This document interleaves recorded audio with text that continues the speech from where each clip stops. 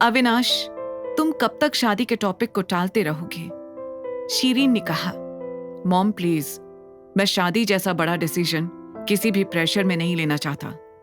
अविनाश इतना कहकर उठा ही था कि तभी उसका फोन बजा। अपने फोन पर फ्लैश हो रहे नंबर को देखकर वो शॉक्ड रह गया। नव्या का कॉल इस वक्त? हेलो, अविनाश ने फोन उठाते ही गंभीर टोन में कहा। इधर आरव ने उसे फोन लगा तो दिया था, लेकिन उसने सोचा नहीं था कि अविनाश का फोन उठ जाएगा। हेलो पापा, यह मम्मा बहुत परेशान है। वो बुरे अंकल आए हैं, वो मम्मा को परेशान कर रहे हैं और उन्हें धमका भी रहे हैं। आरव को जो भी सुनाई दे रहा था वो सब कुछ उसने अविनाश को बता दिया था। अविनाश ने गुस्से में तुरंत अपना कोट उठाया। अरे कहाँ जा रहे हो अभी तो आए हो तुम? शीरीन ने हैरानी से पूछा। मुझे कुछ काम है, जाना पड़ेगा माँ। इतना कहकर अविनाश उठकर बाहर चला गया। उधर नव्या ने बाहर खड़े ऋषि को जवाब देना बंद कर दिया था। कुछ देर के बाद ऋषि चला गया। नव्या ने खुद को शांत किया और आरव के पास चली गई। आरव ने जैसे ही नव्या को अंदर आते हुए देखा, झट से फोन को अपनी स्टोरी बुक के नीचे छिपा लिया।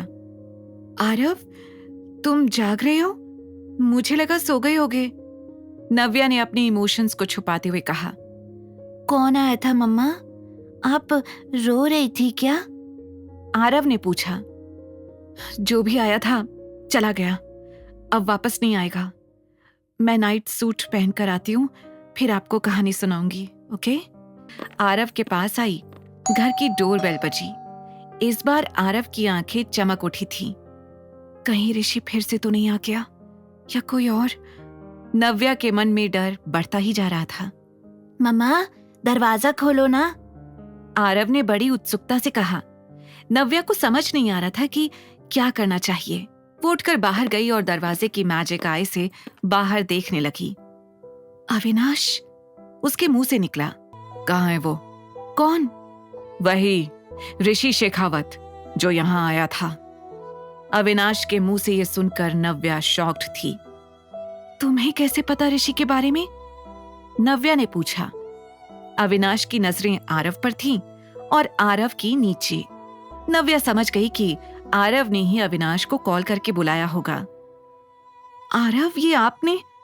नव्या ने जैसे ही पूछा, अविनाश ने झट से कहा। बुलाया किसी ने भी हो, ऋषि कहाँ है और इतनी रात को वो यहाँ पर क्या करने आया था? वो यहाँ। नव्या कुछ कहती, उससे पहले ही आरव ने बोलना शुरू कर दिया। वो बुरे अंकल आकर मम्मा को परेशान कर रहे थे। वो ये भी कह रहे थे कि मम्मा को वो बूढ़े वाले अंकल से शादी करनी पड़ेगी, वरना वो लोग हमें और भी ज्यादा परेशान करेंगे। आरव ने जो कुछ भी अपने कानों से सुना था वो सब अविनाश को बता दिया। अविनाश नव्या को देख रहा था। आरव बड़ी, मेरे लिए एक गिलास पानी लेकर आओगे? अविनाश ने कहा और आरव को पानी लाने के बहाने किचन में भेज दिया। मैं कुछ सजेस्ट करना चाहूंगा। नव्या हैरानी से उसे देख रही थी।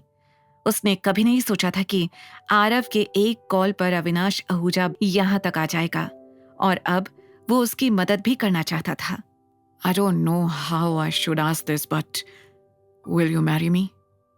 अविनाश ने बड़ी हिम्मत के साथ एक ही सांस में ये कह दिया। ये सुनकर नव्या सन रह गई। क्या? शादी? उसने चौंकते हुए कहा। वो फटी आंखों से अविनाश की ओर देखे जा रही थी। उसने सपने में भी नहीं सोचा था कि अपने आप को बचाने के लिए उसे शादी का सहारा लेना पड़ेगा। हाँ, मेरी नजर में यही सही रास्ता है। देखो, मैं जानता हूं कि ना मैं तुम्हें ठीक से जानता हूं और ना ही तुम, लेकिन एक चीज है जो हमारे बीच कॉमन है, और वो है हमारे लिए आरव का प्यार और केयर। वो भले ही मेरा बेटा नहीं है, लेकिन तुम भी जानती हो कि मैं उसे जरा भी प्रॉब्लम में नहीं देख सकता। अविनाश ने कहा। पर इसके लिए शादी? मैं आरव का ध्यान रख लूंगी अविनाश। नव्या ने हड़बड़ाकर कहा। आई नो तुम अकेले उसका ध्यान रख सकती हो, पर जिस तरह से तुम्हारे घर वाले तुम्हारे पीछे पड़े हैं, मैं नहीं चाहता कि आरव को अब ये सब और फेस करना पड़े। अविनाश ने कहा। उसकी बातों ने नव्या को पूरी तरह से ब्लैंक कर दिया था। मैं जानता हूं कि तुम शादी के लिए रेडी नहीं हो, इसलिए मैं कॉन्ट्रैक्चुअल मैरिज के बारे में बात कर रहा हूं। तुम जो चाहे वो क्लॉज डलवा सकती हो उसमें। और तुम्हारी फैमिली, वो क्या कहेगी? उनकी चिंता तुम मत करो। मैंने हमेशा से वही किया है जो मुझे ठीक लगता है। आगे की कहानी जानने के लिए देखिए अगला एपिसोड सिर्फ पॉकेट FM के YouTube चैनल पर, और द रिटर्न के सारे एपिसोड्स को सुनने के लिए डिस्क्रिप्शन में दी लिंक से डाउनलोड करें पॉकेट FM ऐप।